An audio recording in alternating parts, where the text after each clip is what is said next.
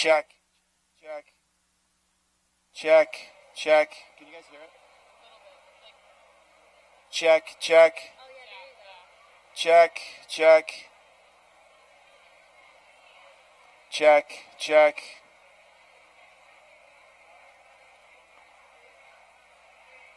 Check, check, check, check, check. Okay. She's checked.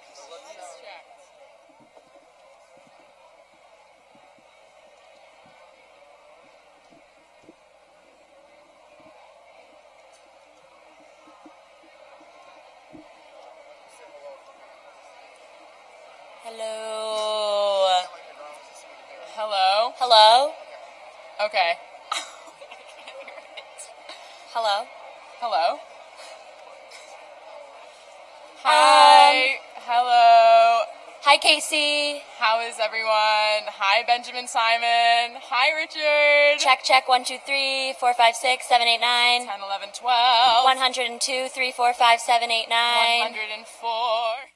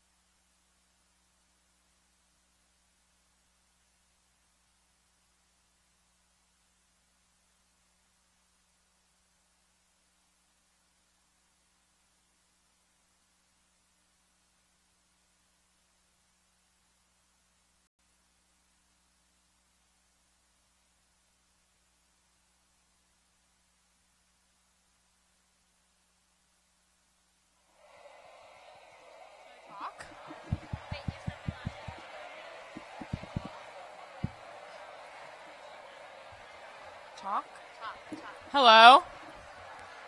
Hi, everyone. Hello, hello, hello. Hi. Check. Hello. Hello. Hello.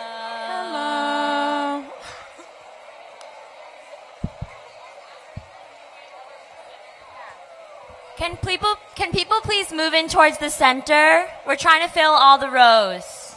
Thank you very much.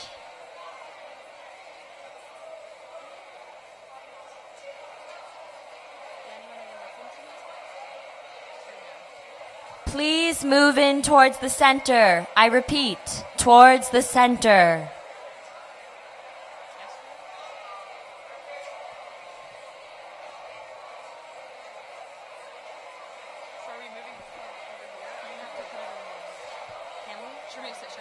Mr. Cousins doing the mic?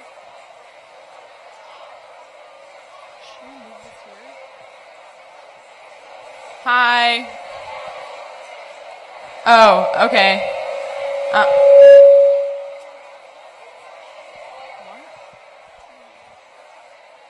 Do I move it into the center or not? Can you do it? I don't know how to. I don't know, you try it.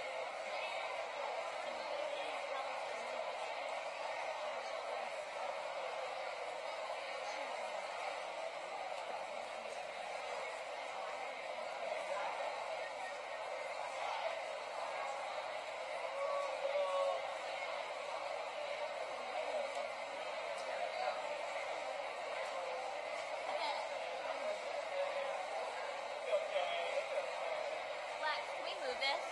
Okay.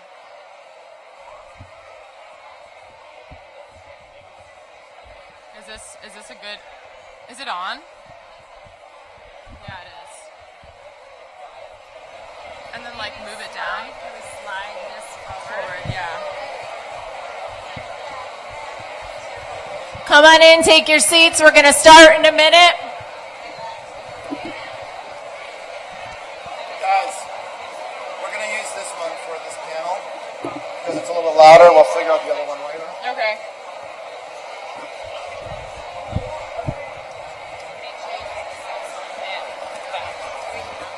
Yeah, we're using this one. It's louder.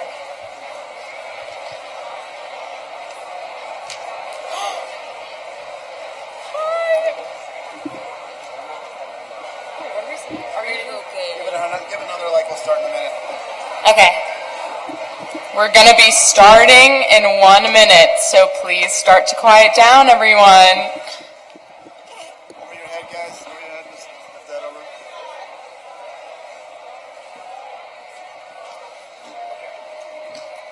Yeah, just make sure you can. Sounds like you can hear yourself. Got it. Every time I say a single word, it like goes into the microphone and like. Alright, so let's do it. Okay. Are they ready? Alright, we're gonna say it together. It's going to like shoot into the sky. And we'll be like, that's the most beautiful noise you've ever heard. Let's do it. Ready? 1, 2. Wait, Lex, can we start? No.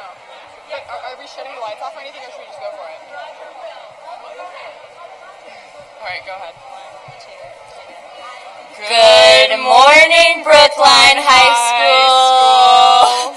Thank you for joining us today. We're very excited to be offering a day of programming created by our very own students and staff around the issues of racism, identity, and privilege.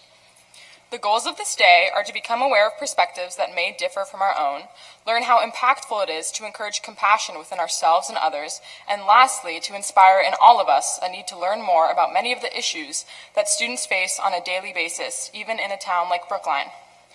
We call this day Asking for Courage in recognition of the fact that this work does require a lot of courage from those who participate.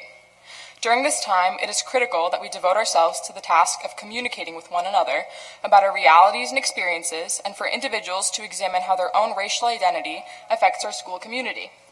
We know that it can be difficult to sit in the auditorium for so long, but please keep in mind the amount of time your classmates have put into making this event possible, and be respectful.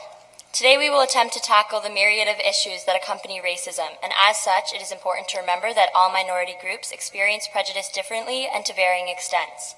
Sitting alongside us are 9 very courageous students who are here to share their stories. Please silence all electronic devices and remove your headphones. Thank you, and let's begin. Welcome to our first speaker, Isabella.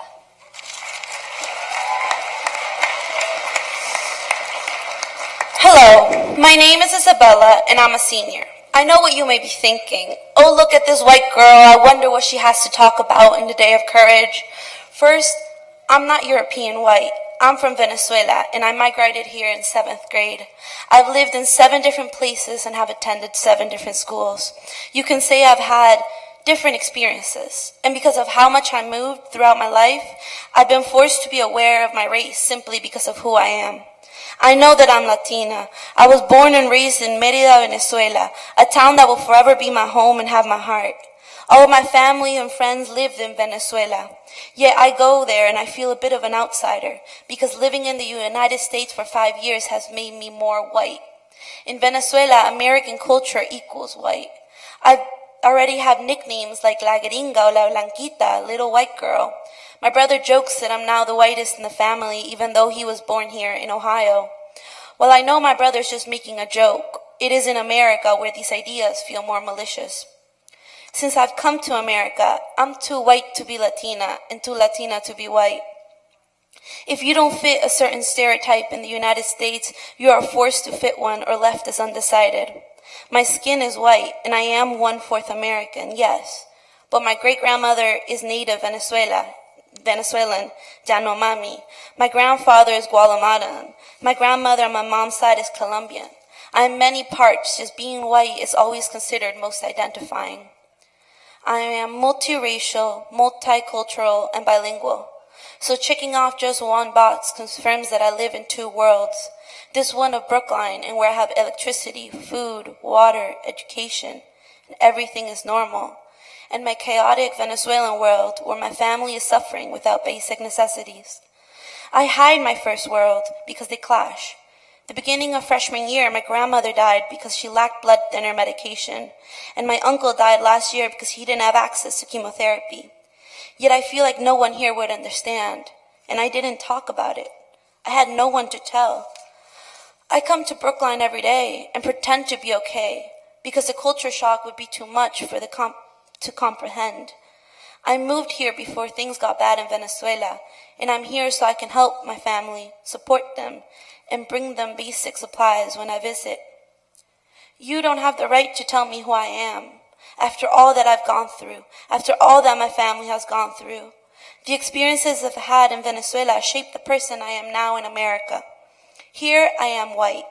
I have white privilege because I pass. Again, I'm too white to be Latina and too Latina to be white, but I am both. My identities don't clash, rather they merge. You can be too Latina and you can be too white. You are who you are and only you can decide. Thank you.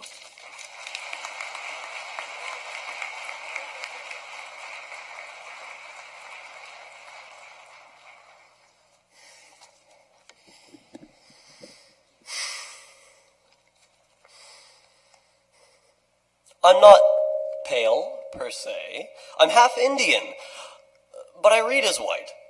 So when I'm asked to put my race on a survey, I feel I need to put down white. For ethnicity, I'll put down other if I'm allowed to, but my race is white, since people see me and treat me as such. And this whiteness is visible all over in positions of power. The U.S. Secretary of Press is white. The president of Fox News is white, of course. And so is the president of CNN. And so is the president of the New York Times. Where, or should I ask from whom, do we get our news? It's not just a question of conservative versus liberal. It's everywhere. Even though we think of Brookline High as extremely diverse, it is still white-dominated. You take 10 students, 1 of them is black. Almost 2 are Asian, 1 confused by their somewhat dismissive classification as of differing ethnicity might sit to the side, and the other 6 are comfortably white. And when you live in the sea of whiteness and look around you, it is almost impossible to see anything wrong with that world. Let me stop giving metaphors and tell you my story. Mine is not one of suffering, not one of hate, not one of fear. Mine is one of relaxation, of easy walks down dark streets at night, of comfortable conversations with police officers, of hassle-free airport security, though not when I'm with my father, who TSA gives extra scrutiny because they read his darker skin as one of a potential terrorist. I imagine that, well, let's say 6 out of 10 of you feel somewhat identical or familiar with my story, so familiar that you wouldn't call it a story. But it is my story. It is a good few of yours. And it is not everyone's. Which is why, despite the fact that it is an easy story to hear, it is one that must be told. Recognizing that my story is not everyone's is something I need to consciously practice. I don't have to connect with the rage of someone who doesn't look like me. Why should I work to change the drivers of this rage when I can sit in my white world and turn my eyes away? Although, I do know the rage when it's my father, whose life is made more difficult by a world that I live in. This window is why I'm able to see that not every person's story lines up with mine, and that it isn't right. To go against this mindset of indifference is to do something that many in white society, a society of largely unconscious oppressors, often resist. American society is fair, says a sea of voices. If you work hard, you'll make it to the top. But there is a barrier of privilege through which those with white skin are often pulled through. The voices of any number of African Americans, Latinx, Asian Americans, citizens of every corner of the globe, and those of every nonconformer in their identity suffer and push and beat against the bottom of the white and largely cis male ceiling, and still a ladder is not lowered. When will it be not only the responsibility of Black and Latinx and Asian leaders, but white leaders as well, to say openly that our country is rife with inequality and hate, and that it is all of our jobs to stamp out the very hate where it begins?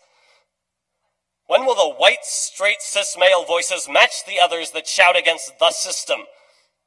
When will the problems of inequality be seen as all of our problems? While those with white privilege must join the fight, it is critical to avoid the trap of dominating the conversation or perpetuating the idea of the white man's burden, though, of course, the use of man is dated as well. It is critical that white citizens listen and reinforce the stories of those who experience inequality. It is not the place of white people to lead the charge, but they must join the fight and bring to that fight the advantages that their privilege has given them. I am not yet doing all that I can. I don't know how. I don't know what lines I shouldn't cross. And I don't know who to ask. Still, that's no excuse. I benefit from institutional racism, and if I don't recognize that and work against it, that makes me a racist. And I hate that. I bite the inside of my mouth whenever I'm reminded of the fact that by living passively, I am pushing down on any number of others. So now I'm here doing what I know I can do, telling my story, and telling you that my story is a lot less heavy than the stories that I've heard when others take the stage. I am acknowledging my male, cis, straight, white privilege, and that I, of any person, need to look my own birth-given status in the eye and tell it that it is wrong. As of now, that is something I know I can do. And then, together with everyone, we can start pushing the needle toward actual change. Thank you.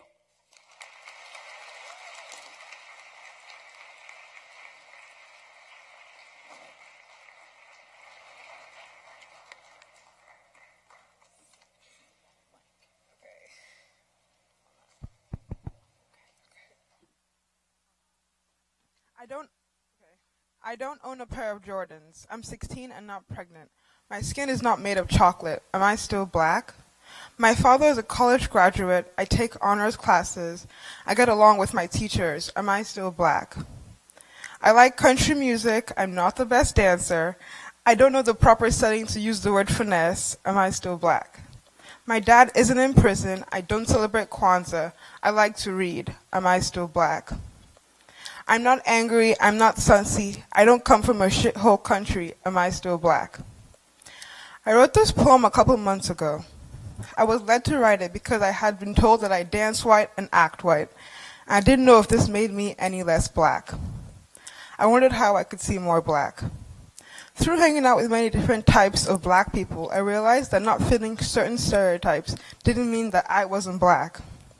However, regardless of how I saw myself, I still felt those stereotypes imposed on me. I realized this summer when I visited Florida. I had been so excited for the trip. Florida had Disney, beaches, and palm trees. We were also going to see a concert. One night, my mom's sister and I went to meet up with some friends. We were on the highway and needed some cash to pass through a toll. Since we didn't have any cash, we pulled over and called 911 to help us leave the highway. After we told them where we were and that we needed help, they told us they would send some police officers, but first, needed to know a few things to identify us with when they got there. "What is your race?" the woman asked. My mom hesitated, then she said, "Black." "What is the color of your shirt?" the woman asked. My mom told the woman she was wearing a dress. Then the lady asked what the make of our car was. After my mom told her, the responder told us there would be a police officer coming to us soon. When my mom hung up the phone, she was upset. And this sparked a conversation between us on why the police officers needed to first ask about our race and not the make and color of our car. Wasn't that more important? Once the responder found out my mom was wearing a dress, not a shirt, she didn't seem to care what the color of my mom's dress was. Why didn't she care anymore?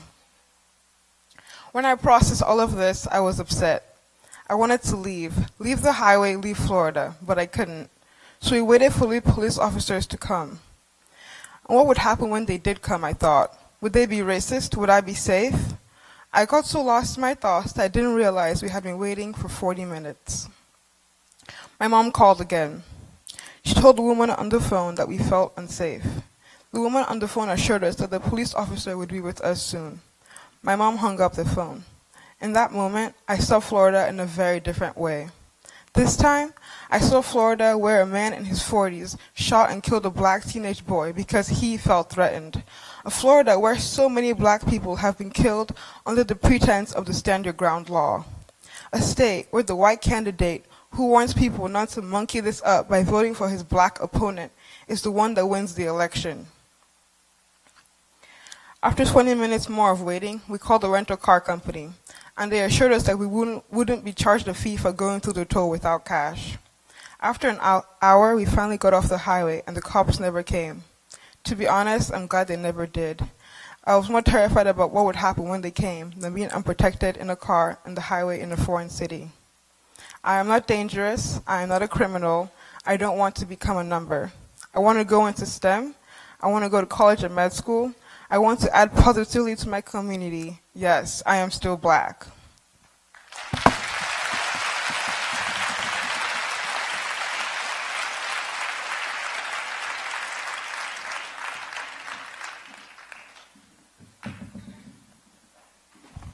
Hello?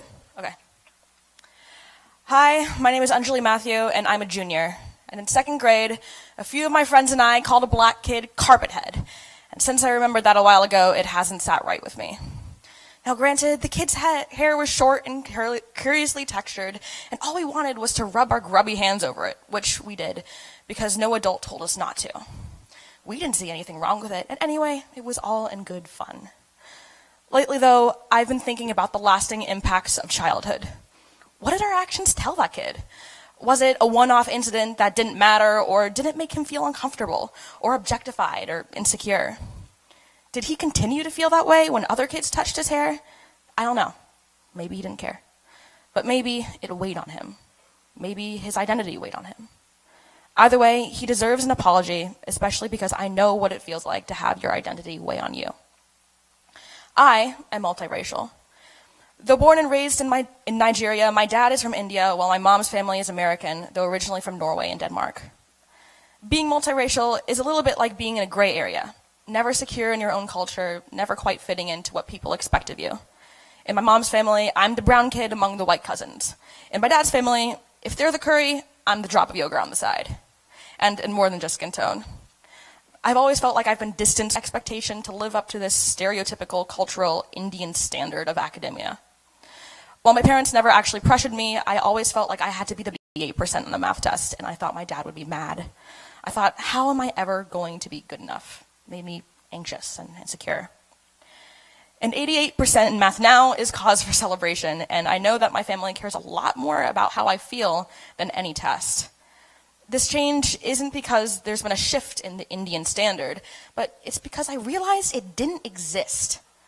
My parents have only ever encouraged me to succeed out of love. There was no pressure behind it. So then, why did I feel this expectation in the first place? Besides my family role models, the surprising culprit was the American expectation of kids like me.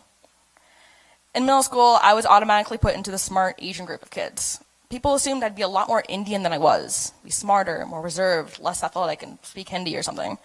It's like they were trying to fit me into a box of just Indian, which didn't make sense to me, just as just American wouldn't make sense either. But reconciling that gray area between the two parts of my identity didn't make sense to other people, making me acutely aware that I didn't fit into anyone's expectations of me, and that I never could. And so I traded the insecurities of the Indian standard for those of the American one. But this time, I had a notion that being multicultural was bad. I felt like I didn't fit in, and that no one would understand me or any of that middle school crap. My solution to dealing with these ideas was to try and embrace that gray area of my identity, but I wasn't sure how I could do that when I didn't know what my identity meant to me. So in an attempt to cover up for my insecurities, I tried to own all of my eccentricities and parts of my identity I was actually sure of. I thought that by accentuating what I was confident in, I could fabricate confidence, so I didn't have to think about how uncomfortable I felt. And now I have another apology, this time to all the people who knew me in middle school, because I was so aggravating.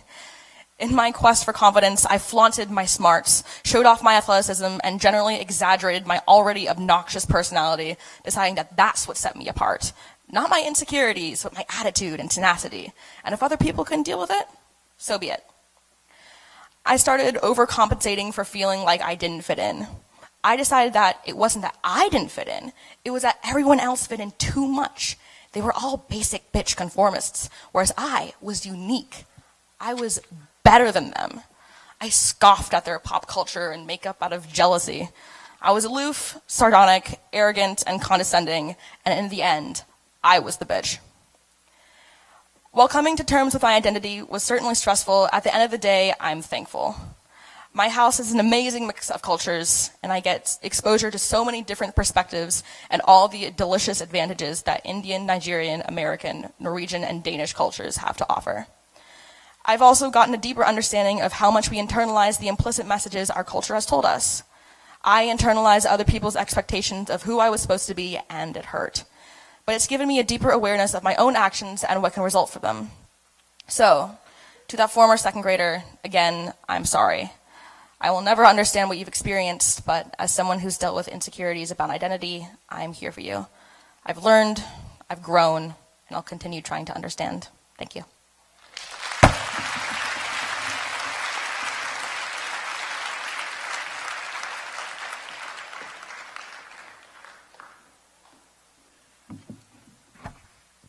In this speech, I will be talking about our psychological defenses and how they relate to racism.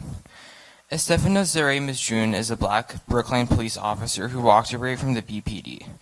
It got so bad that he and a black colleague left the force in 2015. This is truly disheartening for me that an individual was prevented from pursuing his dreams because people were nasty and racist towards him, which in all circumstances is unacceptable. I hope this oration will help clarify where the boundaries of racism are blurred and to heal the scars of this community and defend against future racist events and behaviors. I'm going to talk about negative, defensive, and racist thought traps that we fall into. Sometimes giving into our negative emotions and our defenses can make us forget our identity and courage, consequently making us act in a way we shouldn't, in some cases in racist ways. One defense is projection. When you don't know if your friend doesn't like you, it is tempting to attribute a feeling to him. The borders are confused. So we replace the reality of not knowing with assuming the worst thought, which is, he doesn't like me. We replace our uncertainty with the worst assumption, which involves our projecting onto someone else our fear and negativity. This can put you in the most defensive position, which is not always useful. Without defenses, however, we are like a crustacean without a shell, so dealing with them must be done gradually. The overly defended individual may split experiences into all good and all bad categories, with no tolerance for complexity. When this splitting is combined with projecting, the undesirable qualities that the splitter unconsciously perceives in himself are attributed to another. For example, you just failed your test and you feel stupid, so you call your friend stupid. With racism, people project onto others of people of different backgrounds and label them bad. Let's take a look at Germany leading up to the Holocaust. Nazis said that all Aryans were supreme, or the Herrenmensch, which means the master human being.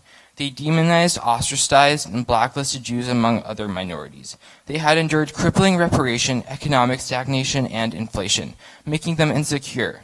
Unsure of themselves, they split off and projected onto others what they feared were negative qualities of themselves. Another problem arises when defenses fail and the id takes over. The id is a selfish, childish, pleasure-oriented part of the personality with no ability to delay gratification. It is full of impulses. If we acted on all of them, we would get into real trouble, a real mess.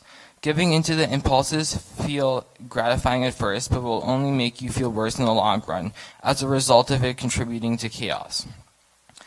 Intellectualization, another defense, can be used to justify bad behavior. Intellectualization involves concentrating on the components of a situation so as to distance oneself from the emotions it provokes. How does this apply to racism? Racists have used Darwin's theory of evolution to say that Africans are less evolved. Someone might think that because people of African descent have a dark skin, it means they are less evolved. No, that is wrong. We need to put things in perspective. People cook up all sorts of pseudo-intellectual theories of why they are better than the rest. Intellectualizing thoughts about Africans were used to justify racist attitudes towards them. Related to intellectualization is rationalization, or is what people think are the reasons for what they are doing. An example is, people think they need to protect their race. The real reason is they have fear. A fear that the population of Africa is expanding and is going to take over the white race could lead to a feeling that they have to be suppressed. Another point is that people get into an either-or bind. This relates to racism because some racists believe that they have to either worship or despise people of different backgrounds. They are only nice to one group in a manner that is either-or. Absolutely no love given to opposing groups and all the love given to my group. We can't objectify people. We all have our strengths and weaknesses, and we need to work together to focus on the positives and not be discouraged by little things that we project our intolerable discontent on. How can one decide to what extent they should connect with one group and disconnect with another in order to not fall into the either-or bind? One can be yourself. That means when you're doing something wrong, you're going to stay you and do you. Actually, you can just be normal and try not to be reactive to your environment. And if other people are racist, don't internalize it. Anxiety will always be there, and there's no way of avoiding it. A little bit is actually good to have. Meanwhile, we can be mature by being accepting, respectful, and tolerant. This is how we can be courageous. Include all people of different backgrounds, disabled, and persons from the LGBTQA+ community. We should not make uninformed judgments and assumptions. There's absolutely no understandable reason that can justify someone to act in a remotely racist manner. Challenge your negative thoughts. Be a reformed person who will not be dismissive of someone else. Maintain those boundaries.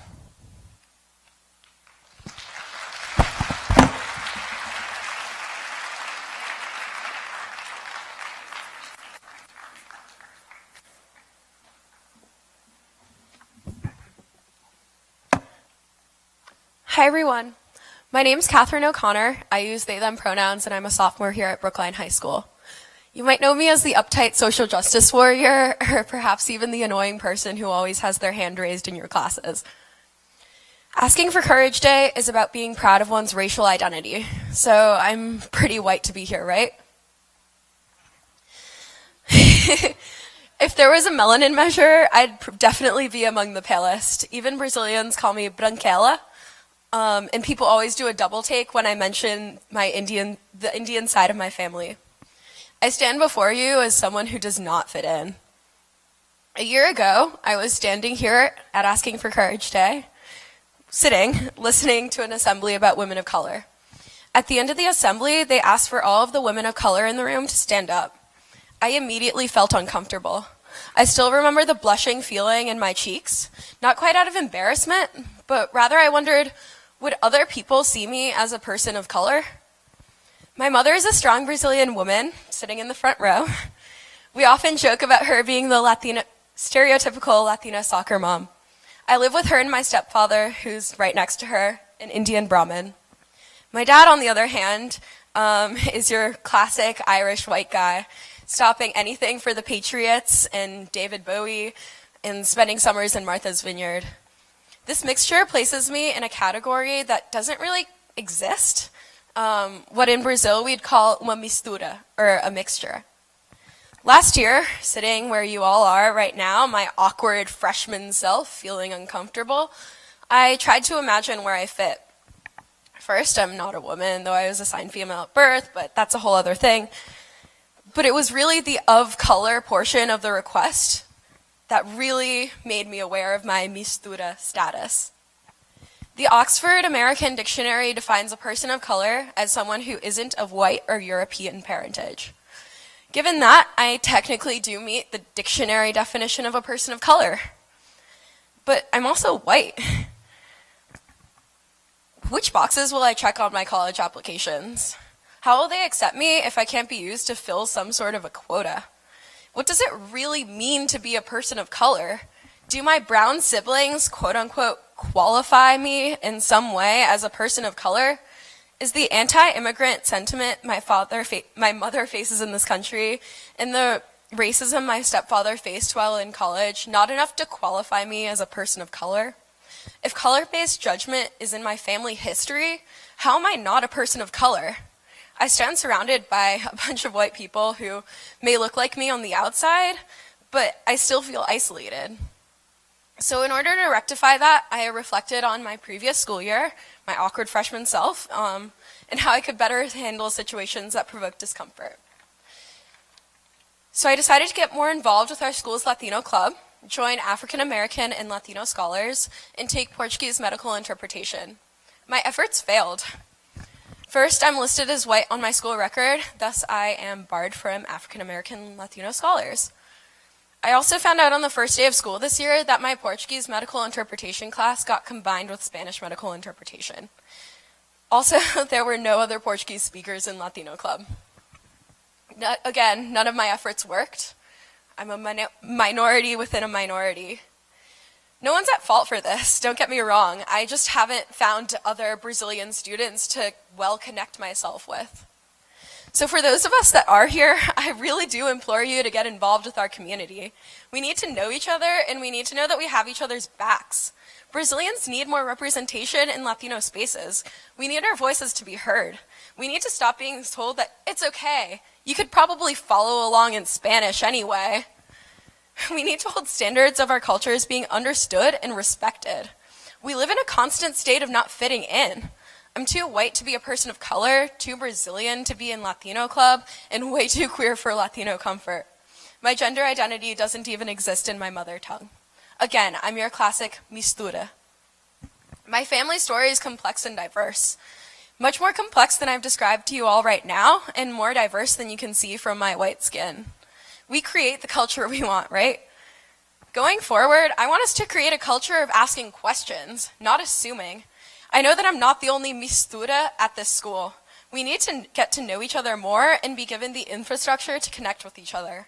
Ask questions. Look beyond the superficial appearances of our peers. See me for what I am. Ask me about my identidade misturada, or my mixed identity, and please ask others about theirs. Thank you.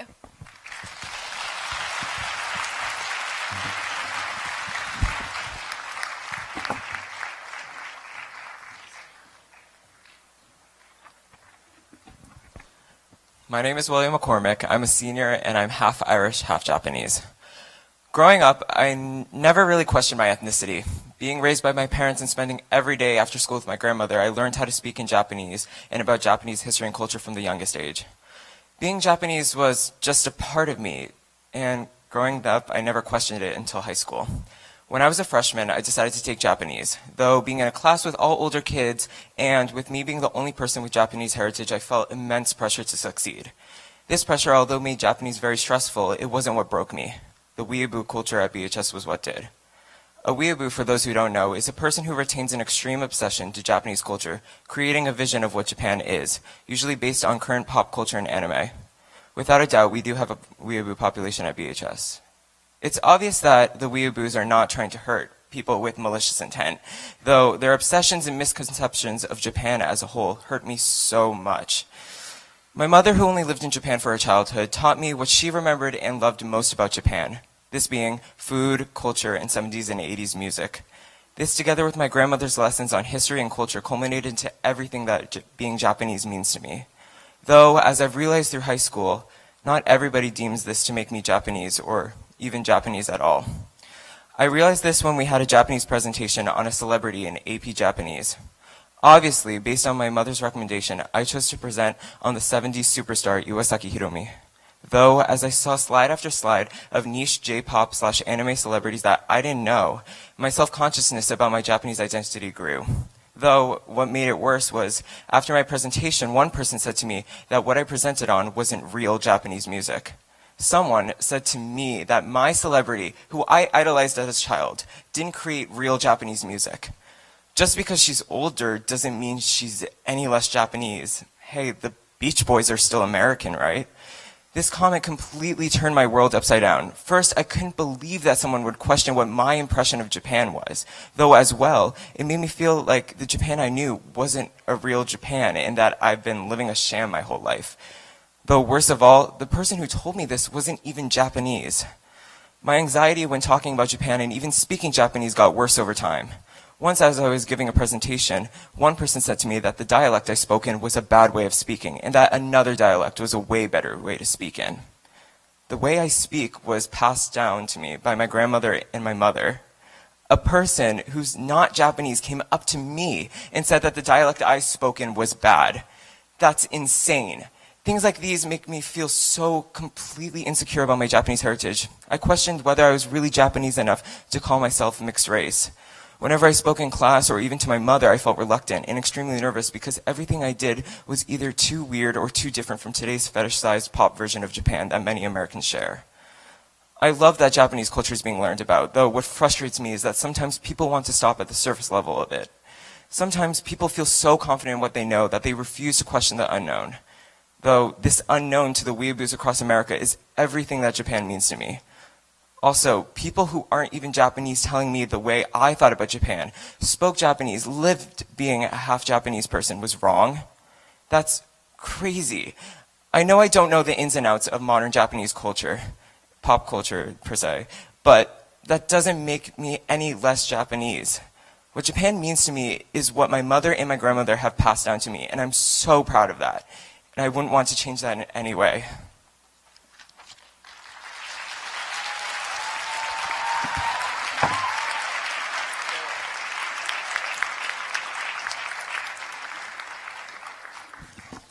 Okay, my name is Tanelia, and my piece is called A Letter to My Younger Brother. To saying, growing up in America is not what you think. The color of your skin and your autism isn't going to make it any easier. Being born black, you already have baggage to carry. Not only do you struggle, but at times you are often dehumanized and look differently from people around you. And there's no way to change this.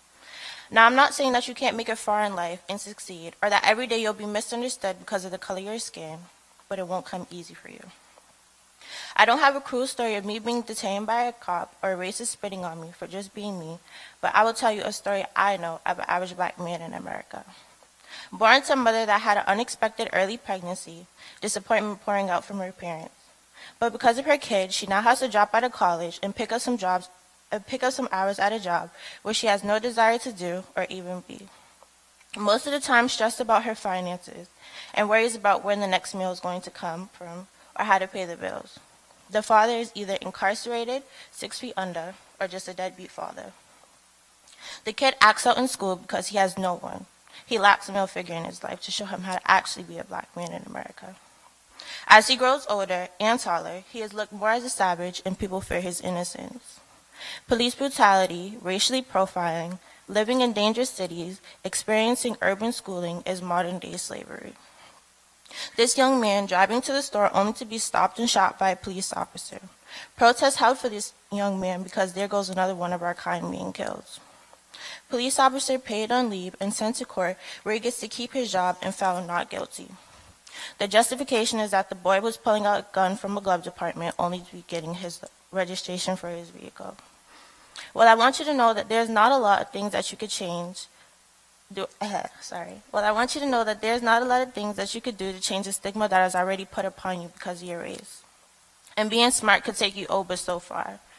Sorry to be a negative Nancy, but it's true. It's reality. No matter what, love the skin that you're in and love the struggle that comes with it. Because that's what makes your story unique. That's what sets you apart from other people, and that's what makes you stronger. To Zane, I want you to know that I love your annoying ass, and I'm here for you. I believe in you.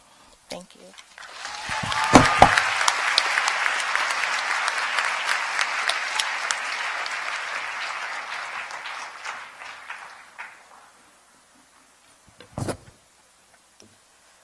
I'm going to tell you a story.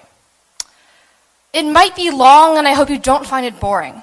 This is the tale of how I ended up here as a sort of East meets West. A ruby red dragon, you could say, in American dress. It started thousands of miles away, where my grandparents grew up.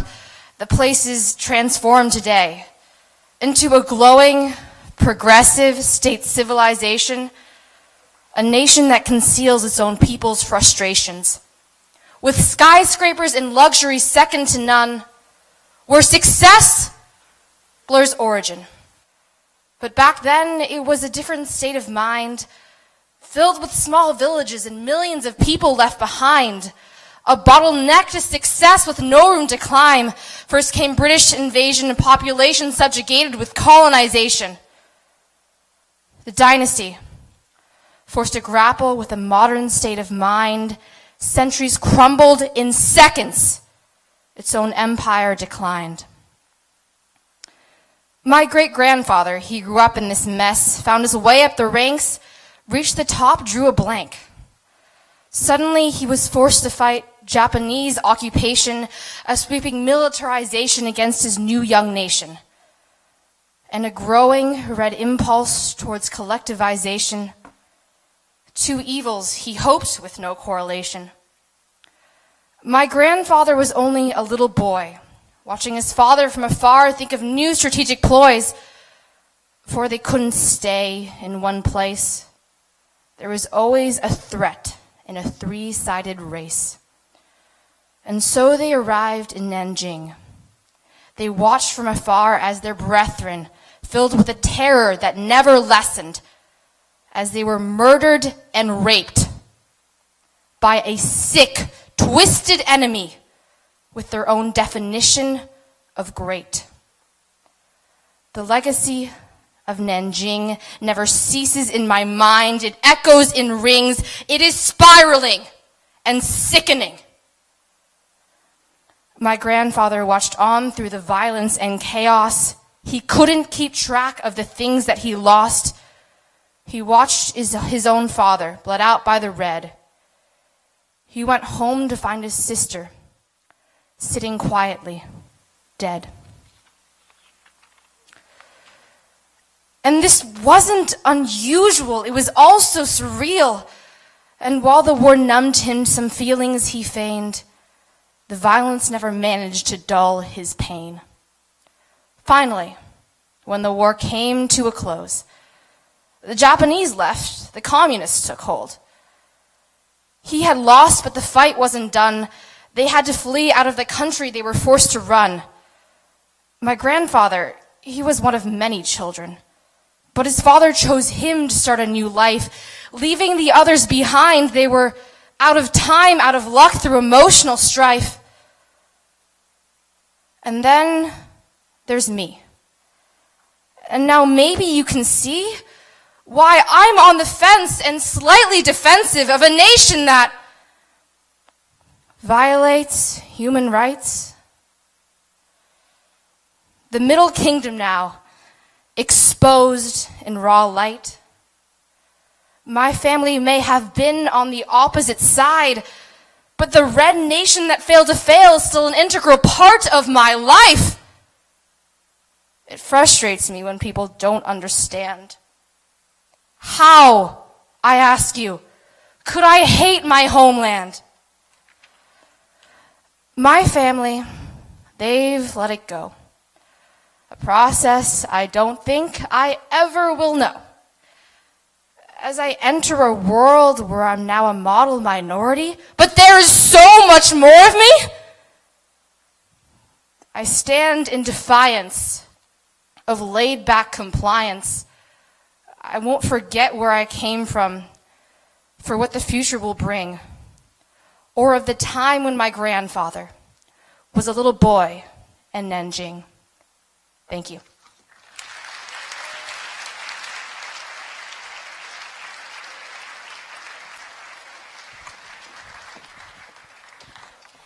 Thank you all so much for coming to this assembly. Can we get one more round of applause for all the speakers? Thank you. We are so grateful that Brookline High School dedicates a space for students to speak their truths and fight for change. Have a good day, everyone, and we hope to see you in the other blocks.